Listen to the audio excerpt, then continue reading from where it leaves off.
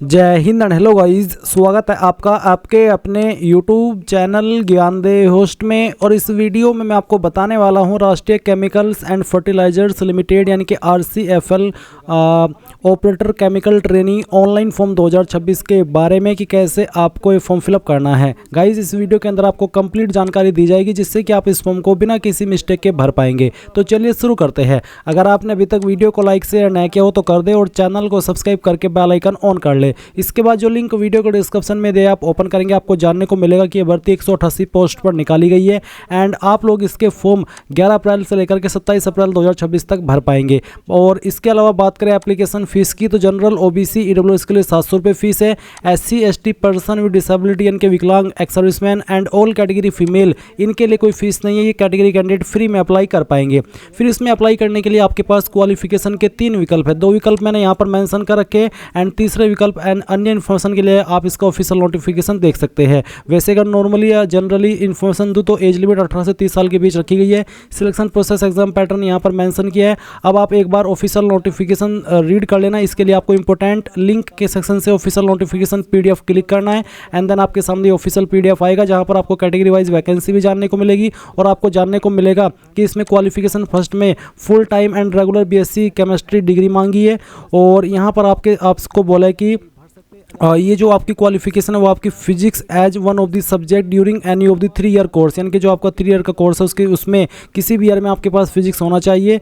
और गाइज यहाँ पर आपको मिनिमम परसेंटेज ये बोला है कि अगर आप इसमें ये जो फॉर्म भर रहे हैं वो SC ST के अलावा अन्य कैटेगरी से भर रहे हैं तो आपकी क्वालिफिकेशन 55% के साथ में होनी चाहिए। एंड अगर आप SC ST कैटेगरी से है तो आपकी जो क्वालिफिकेशन है वो 50% के साथ में पास होनी चाहिए। एज लिमिट यहाँ पर रखी गई है अनरिजर्व्ड कैटेगरी के लिए 30, SC ST के लिए 35 और OBC के लिए 33। इसमें जो छूट मिलती है SC ST कैंडिडेट को 5 साल की और OBC को 3 साल की, वो भी इंक्लूड की गई है। क्वालिफिकेशन 2 ये वाली है जो यहाँ पर आपको मेंशन की गई है और फिर क्वालिफिकेशन 3 आप यहाँ पर देख सकते हैं ये वाली है। इसमें यहाँ पर गाइज आपने जब ये इन्फॉर्मेशन जान ले और अगर आप इसमें कोई से भी क्वालिफिकेशन के अकॉर्डिंग अप्लाई करने के लिए एलिजिबल है और आप ये फॉर्म भरना चाहते हैं तो कैसे भरेंगे वो जान लीजिए। आपको क्या करना है, जो लिंक वीडियो को डिस्क्रिप्शन में दिया हुआ या अगर आपने अभी तक भी ओपन नहीं किया इसको ओपन करके इंपॉर्टेंट लिंक के सेक्शन में आना है और अप्लाई ऑनलाइन लिंक ओपन करना है। अब गाइज आपके सामने यहाँ पर ये पोर्टल आ जाएगा जैसे कि आप वीडियो में देख सकते हैं। यहाँ पर आने के बाद में आपको click here for new registration, इसके ऊपर क्लिक करना है। इसके ऊपर क्लिक करने के बाद में इस तरह का इंटरफेस आएगा। अब आप यहाँ पर जो आपका फर्स्ट नेम है वो एंटर करेंगे। फिर आपको फर्स्ट नेम को दोबारा डाल करके वेरीफाई करना है। अपना मिडिल नेम डालना है, ना है तो खाली छोड़ दीजिए और फिर लास्ट नेम डाल दीजिए अपना और लास्ट नेम को भी दोबारा डाल करके वेरीफाई कर दीजिए। इसके बाद आप आपका मोबाइल नंबर डालेंगे। 10 डिजिट का मोबाइल नंबर को दोबारा डाल करके वेरीफाई कर देना है। अल्टरनेटिव नंबर के अंदर अगर आप कोई दूसरा फ़ोन नंबर भी यूज करते हैं तो वो नंबर डाल दीजिए, नहीं करते हैं तो आप इस ऑप्शन को खाली छोड़ सकते हैं। फिर ईमेल आईडी में आपकी ईमेल में @ से पहले जो कुछ भी आता है वो आपको यहाँ पर टाइप करना है और डोमेन नेम्स के ऊपर क्लिक करके सेलेक्ट करना है कि आपकी ईमेल कौन से डोमेन पर है। जैसे कि मेरी ईमेल आईडी gmail.com पर है तो मैं यहाँ पर @ से पहले जो आएगा ईमेल आईडी के सेक्शन में डालूंगा और फिर यहाँ पर gmail.com सेलेक्ट कर लूँगा। आपको भी इसी प्रकार से सेलेक्ट कर लेना है जो भी आपका डोमेन है। कन्फर्म ईमेल आईडी के अंदर आपको कंप्लीट ईमेल आईडी यहाँ पर टाइप करनी है, कोई डोमेन नेम सेलेक्ट करने की आवश्यकता नहीं है। इसके बाद ये सिक्योरिटी कोड डालेंगे, सभी जानकारी चेक करते हुए सेव एंड नेक्स्ट के ऊपर क्लिक करेंगे। अब आपके सामने कुछ ऐसा इंटरफेस आएगा। बेसिकली ये OTP वेरिफिकेशन पेज है और आपका जो रजिस्ट्रेशन है वो हाफ हो चुका है और आपको यहाँ पर रजिस्ट्रेशन नंबर एंड पासवर्ड की जानकारी आपको आपके डिस्प्ले के ऊपर दिखाई दे रही होगी।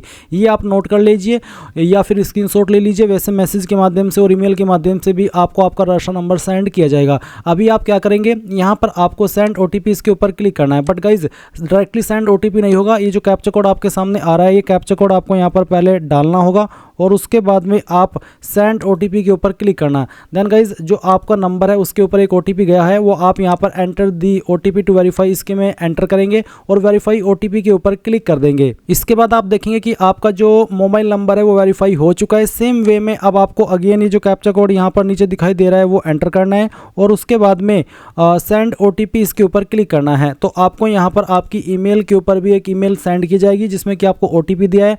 आपको आपकी ईमेल चेक करनी है। इसमें मुझे ईमेल मिल चुकी है जिसमें कि OTP मुझे प्राप्त हो चुका है। मैं OTP यहाँ पर डाल रहा हूँ और उसके बाद में वेरीफाई OTP इसके ऊपर क्लिक करता हूँ। आप देख लीजिए कि OTP वेरीफाई हो चुके हैं। दोनों OTP आपने इस तरह से वेरीफाई कर देने हैं और उसके बाद में आप यहाँ पर स्क्रॉल करके नीचे की तरफ आएंगे और आपको आपका एक फ़ोटो अपलोड करना है। तो आप यहाँ पर ब्राउज़ के ऊपर क्लिक कीजिए। आप जहाँ पर भी आपकी फ़ोटो फाइल है वो आपको सिलेक्ट कर लेनी है। उसके बाद में इसको ओपन करना है। आपका फ़ोटो यहाँ पर इस तरह से आ जाएगा। जैसे कि यहाँ पर अभी ये बोला है कि जो आपका फाइल नेम है उसमें स्पेस नहीं होना चाहिए, तो मैं यहाँ पर इस फाइल को सिलेक्ट करता हूँ। इस तरह से आपका फ़ोटो यहाँ पर आएगा। अब आप एक लाइव फ़ोटो भी कैप्चर करेंगे। आप यहाँ पर आप अपने मोबाइल से भी इसको कर सकते हैं। तो क्लिक हियर टू स्कैन, इसके ऊपर क्लिक करके आप इस QR कोड को स्कैन करके अपने मोबाइल से फ़ोटो कैप्चर कर सकते हैं। एंड मैं ये फॉर्म कंप्यूटर से भरा हूँ तो मैं यहाँ पर कैप्चर फ़ोटो इसके ऊपर क्लिक करता हूँ। आपका वेब कैम ओपन हो जाएगा। अब आपको यहाँ पर कैप्चर इसके ऊपर क्लिक करना है, फिर इसको सेव कर देना है। अगर आपको लगे कि फ़ोटो सही आया है तो आप यहाँ पर इसको सेव कर देना। इसके बाद आप यहाँ पर इसके ऊपर टिक करेंगे एंड देन आपको आपका सिग्नेचर अपलोड करना है। तो जहाँ पर आपकी सिग्नेचर की फाइल है वो फाइल आपको सेलेक्ट करनी है, ओपन करना है। आपका सिग्नेचर यहाँ पर अपलोड हो जाएगा। जो आपकी फ़ोटो है उसका साइज़ 20 से 50 KB और सिग्नेचर का साइज़ 10 से 20 KB के बीच में रहना चाहिए। फिर आप यहाँ पर टिक कीजिए और नेक्स्ट के ऊपर क्लिक कीजिए। अब आपके सामने यहाँ पर बेसिक इन्फॉर्मेशन आ चुकी है आपके फॉर्म की। तो आप क्या करेंगे, सबसे पहले इसमें कैटेगरी में सेलेक्ट कर लेंगे आपकी जो भी कैटेगरी है। अगर आप जनरल है तो अनरिजर्व्ड सेलेक्ट करेंगे, OBC non creamy layer, ST ST EWS जो भी है वो आप यहाँ पर सेलेक्ट कर लीजिएगा। गाइज वैसे तो मैं OBC में आता हूँ बट मैं इस फॉर्म को डेमो के लिए भरा हूँ तो मैं ST सेलेक्ट कर लेता हूँ ताकि कोई फीस पे ना करनी पड़े और मैं आपको फॉर्म को फिल करने का पूरा प्रोसेस दिखा पाऊँ। अब आपसे पूछा कि क्या आप चाइल्ड या फिर फैमिली मेंबर है उस फैमिली के जो कि 1984 दंगे के अंदर मारे गए थे। अगर हाँ तो यस, नहीं तो आप नो करेंगे। फिर रिलीजन आपका क्या है वो आपको यहाँ पर सेलेक्ट कर लेना है। उसके बाद में पूछा कि क्या आप रिलीजियस माइनॉरिटी कम्युनिटी में आते हैं। अगर हाँ तो यस, नहीं तो आप नो कर देंगे। फिर पूछा कि आप एक्स सर्विसमैन है इंक्लूडिंग ECOs SSCOs। अगर हाँ तो यस, नहीं तो यहाँ पर भी आपको नो करना है। फिर पूछा कि are you dependent of serviceman killed और डिसेबल्ड इन एक्शन, यानी कि क्या आप उस फैमिली के आश्रित है, डिपेंडेंट है जो कि सेवा के दौरान या तो मारे गए थे या फिर उनको ऐसी चोट आई थी जिससे वो डिसेबल्ड हो गए थे। अगर हाँ तो यस, नहीं तो आपको नो करना है। नेशनलिटी में आप यहाँ पर इंडियन सेलेक्ट कर लेंगे। फिर पूछा कि क्या आप स्टेट ऑफ महाराष्ट्र से बिलोंग करते हैं। अगर हाँ तो यस, नहीं तो आप नो कर देंगे। कंसेंट टू आधार वेरिफिकेशन, क्या आप आधार वेरिफिकेशन को कंसेंट देना चाहते हैं तो आप यहाँ पर यस कर दीजिए अगर आप देना चाहते हैं। फिर उसके बाद में आधार कार्ड का नंबर और उसके बाद पैन कार्ड का नंबर आपको देना है। फिर यहाँ पर सेंटर ऑफ एग्जामिनेशन में आपको इन दो लोकेशन पर ही एग्जाम होगा तो आपको इनमें से पहली चॉइस सेलेक्ट कर लेनी है और फिर सेकंड चॉइस। फिर मीडियम ऑफ टेस्ट, किस लैंग्वेज में आप पेपर देना चाहते हैं, मराठी या फिर राजभाषा जो कि हिंदी होती है या इंग्लिश। तो जिस लैंग्वेज के अंदर भी आपको पेपर देना है वो आप सेलेक्ट कर लीजिए। पर्सनल डिटेल में आप पहले डे सेलेक्ट करेंगे आपका डेट ऑफ बर्थ का, फिर आपका मंथ और उसके बाद में जो भी ईयर है वो भी आपको यहाँ पर सेलेक्ट कर लेना है। इसके बाद गाइज आपको यहाँ पर आपका जेंडर सेलेक्ट करना है। फिर पूछेगी कि आपका क्या आप जुड़वा भाई बहन हो। अगर हाँ तो यस, नहीं तो आपको नो करना है। उसके बाद मैरिटल स्टेटस बताएंगे, अनमैरिड मैरिड जो भी है आपका स्टेटस वो आप सेलेक्ट कर लीजिए। फादर नेम आपका जो भी है वो फादर नेम आपको यहाँ पर एंटर कर देना है। इसके बाद में आपको आपकी माताजी का नाम यहाँ पर डालना है। एड्रेस फॉर कॉरेस्पॉन्डेंस में आपका जो प्रेजेंट एड्रेस है वो आप फिल करेंगे। एड्रेस 1, 2, 3 इन लाइन के अंदर थोड़ा थोड़ा पार्ट आपके एड्रेस का डाल देना और डिस्ट्रिक्ट आपकी जो भी है उस डिस्ट्रिक्ट का नाम आपको खुद से टाइप कर देना है और अपनी स्टेट सेलेक्ट कर लेनी है और फिर यहाँ पर जो आपका पिन कोड है वो डाल देना है।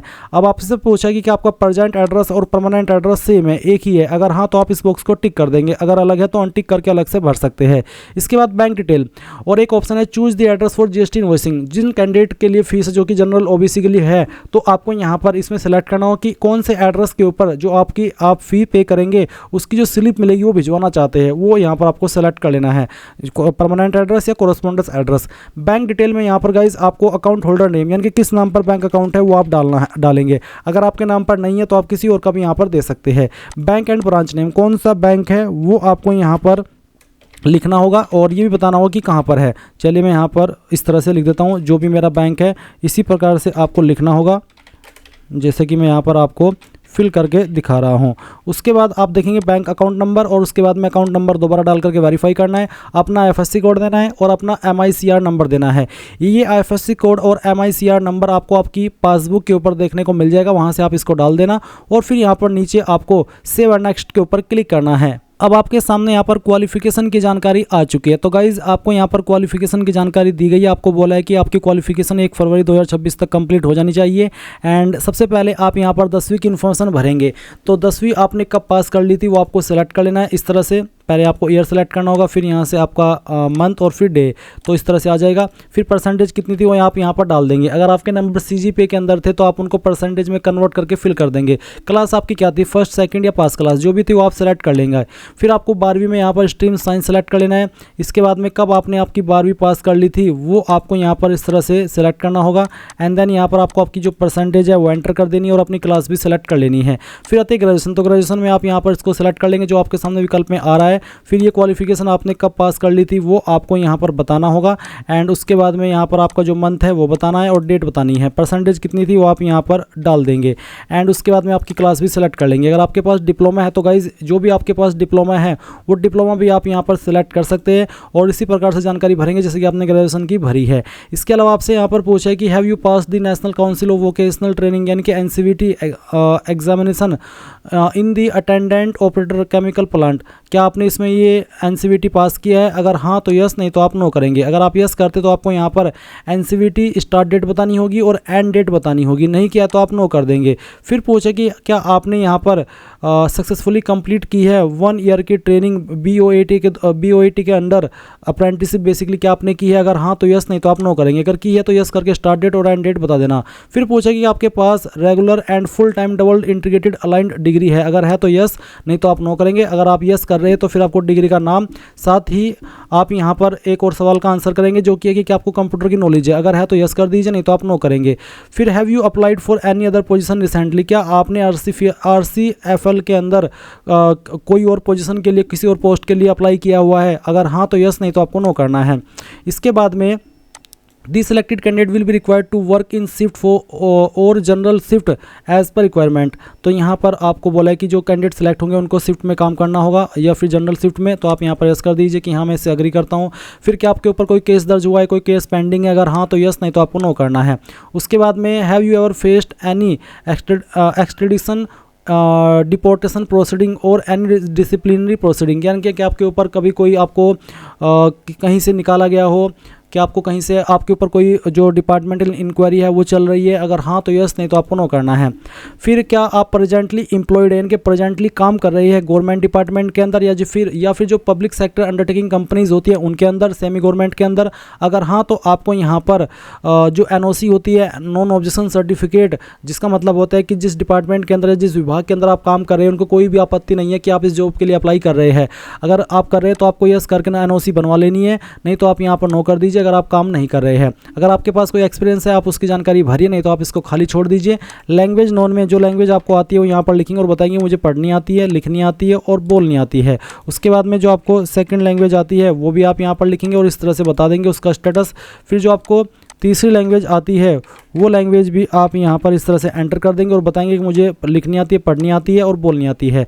इसके बाद आप सेव एंड नेक्स्ट के ऊपर क्लिक करेंगे। अब आपके सामने यहाँ पर आपके फॉर्म का प्रीव्यू आ जाएगा। जो भी जानकारी आपने शुरू से लेकर अभी तक भरी है वो आप यहाँ पर चेक कर लेंगे और फिर आई एग्री इसके ऊपर क्लिक करके कंप्लीट रसन, इसके बाद आप ओके करेंगे और यहाँ से एक बार अगेन ओके करेंगे। अब आपको यहाँ पर कुछ डॉक्यूमेंट्स भी अपलोड करने हैं। इसमें आप लेफ्ट थंब इंप्रेशन यानी कि बाएं अंगूठे का निशान अपलोड करेंगे, तो चूज फाइल के ऊपर क्लिक कीजिए। जहाँ पर भी थंब इंप्रेशन है वो फाइल आपको सेलेक्ट करनी है, ओपन करना है। आपका थंब इंप्रेशन इस तरह से आएगा, आप इसको ओके कर दीजिए। फिर उसके बाद में हैंड रिटन डिक्लेरेशन अपलोड करना है। इसमें क्या लिखना है वो आप जान लीजिए।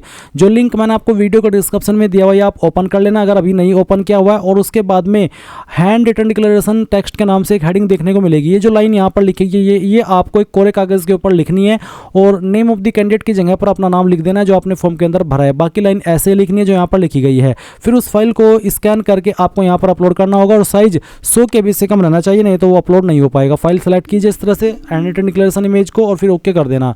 उसके बाद DOB सर्टिफिकेट में आप 10th का सर्टिफिकेट अपलोड कर सकते हैं या फिर अगर आपका बर्थ सर्टिफिकेट है तो वो भी आप यहाँ पर अपलोड कर सकते हैं। तो फाइल सेलेक्ट कीजिए और ओपन कीजिए, आपकी फाइल यहाँ पर इस तरह से अपलोड हो जाएगी। यहाँ पर बोला है only file type of PDF are allowed, यानी कि DOB सर्टिफिकेट में आप PDF फॉर्मेट में ही फाइल अपलोड कर सकते हैं। अगर आपकी इमेज में है तो PDF में कैसे बनाएंगे वो जान लीजिए। गूगल के अंदर आना, सर्च करना इमेज टू PDF, पहले वाली वेबसाइट ओपन करना, सिलेक्ट JPG इमेज के ऊपर क्लिक करना। फिर यहाँ पर अपनी फाइल जो है जो आपको PDF में बनानी है वो फाइल को आप यहाँ पर सेलेक्ट कर लेंगे और उसके बाद में आप यहाँ से इसको ओपन करेंगे। ओपन करने के बाद में आप यहाँ पर देखेंगे कन्वर्ट टू PDF का ऑप्शन है, इसके ऊपर एक क्लिक कीजिए। सिंगल क्लिक के अंदर आपकी फाइल डाउनलोड हो जाएगी इस तरह से। और डाउनलोड होकर के आपके मोबाइल या पीसी के अंदर ओपन हो जाएगी। अब आप यहाँ पर आइए और जो फाइल अभी आपने पीडीएफ में बनाई है उस फाइल को सेलेक्ट कीजिए, ओपन कीजिए और यहाँ पर आपकी फ़ाइल अपलोड हो जाएगी। और फाइल के नेम के अंदर आपको स्पेस नहीं रखना है तो वो अपलोड नहीं हो पाएगी। अब आप यहाँ पर 10वीं का सर्टिफिकेट मार्कशीट अपलोड करेंगे, फिर सर्टिफिकेट। अगर मार्कशीट और सर्टिफिकेट एक ही है तो दोनों में आपको सेम ही फाइल अपलोड करनी है। फिर 12वीं की मार्कशीट अपलोड करनी है, 12वीं का certificate, diploma semester wise marksheet upload करनी है, डिप्लोमा पासिंग सर्टिफिकेट अपलोड करना है, graduation semester wise marksheet upload करनी है, पासिंग सर्टिफिकेट अपलोड करना है। साथ ही यहाँ पर एनसीवीटी जो आपने की है, जो आपका ट्रेड है उसके अंदर, वो आप यहाँ पर अपलोड करेंगे। फिर यहाँ पर कास्ट सर्टिफिकेट आपको अपलोड करना है अगर आप SC ST OBC है, और उसके बाद में आई एग्री के ऊपर क्लिक करके कैप्चा कोड डालेंगे और सेव एंड नेक्स्ट के ऊपर क्लिक कर देंगे। अब गाइज आप यहाँ पर देखेंगे कि फॉर्म सबमिट हो चुका है। क्योंकि SC ST के लिए कोई फीस नहीं है इसलिए यहाँ पर पेमेंट करने का विकल्प नहीं आया। अगर आप जनरल OBC है तो आपके सामने इसके बाद में पेमेंट का विकल्प आएगा। जब आप आपकी फीस जमा कर देंगे तो ही आप यहाँ पर अपने फॉर्म का फाइनल प्रिंट ले पाएंगे। आप प्रिंट एप्लीकेशन के ऊपर क्लिक करना और यहाँ पर सेव के ऊपर क्लिक करके इस फाइल को PDF के रूप में सेव कर लेना और बाद में जब आप चाहे इसको प्रिंट करा सकते हैं। इस तरह से गाइज आप लोग RCFL जो आपका फॉर्म है ऑपरेटर ट्रेनिंग का ऑनलाइन ये भर पाएंगे। आई होप आपको प्रोसेस ये समझ आया होगा। अगर अभी भी कोई सवाल डाउट रह गया हो तो कमेंट के माध्यम से पूछ लेना। Thanks for watching. जय हिंद।